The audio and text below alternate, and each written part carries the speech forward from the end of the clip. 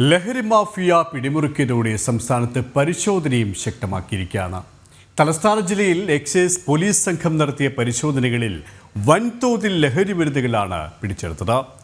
ബാംഗ്ലൂരുവിലെ MDMA ഇടപാടുകാരനടക്കം 3 പേർ അറസ്റ്റിലായി.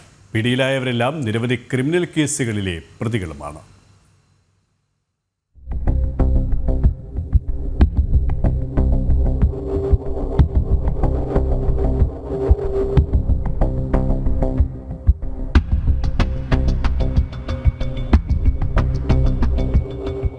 തിരുവനന്തപുരം പാങ്ങപ്പാറയിൽ പിടിയിലായ സിദ്ധാർത്ഥൻ അടുത്തിടെയാണ് 250 കിലോ കഞ്ചാവ് കടത്തിയ കേസിൽ 3 വർഷത്തെ ജയിൽ ശിക്ഷ കഴിഞ്ഞ് പുറത്തിറങ്ങിയത്.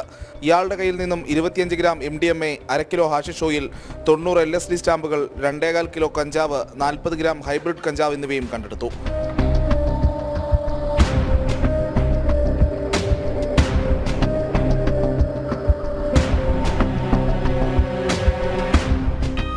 സർക്കിൾ ഇൻസ്പെക്ടർ AP ഷാജഹാന്റെ നേതൃത്വത്തിലുള്ള എക്സൈസ് സ്പെഷ്യൽ സ്ക്വാഡ് സംഘമാണ് പ്രതിയെ പിടികൂടിയത്. മാസങ്ങൾ നീണ്ട രഹസ്യ നീക്കത്തിനൊടുവിലാണ് പെരുമ്പഴുതൂർ സ്വദേശി അർജുനെ എക്സൈസ് നെയ്യാറ്റിങ്കര റേഞ്ച് ഇൻസ്പെക്ടർ പ്രശാന്തിന്റെ നേതൃത്വത്തിലുള്ള സംഘം കഴിഞ്ഞ ദിവസം രാത്രി വലയിലാക്കിയത്.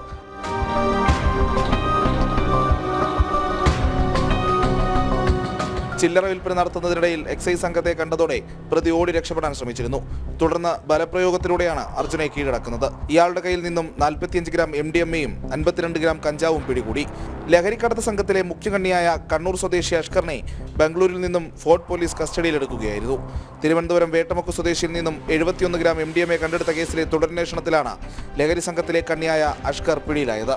ജനം, തിരുവനന്തപുരം.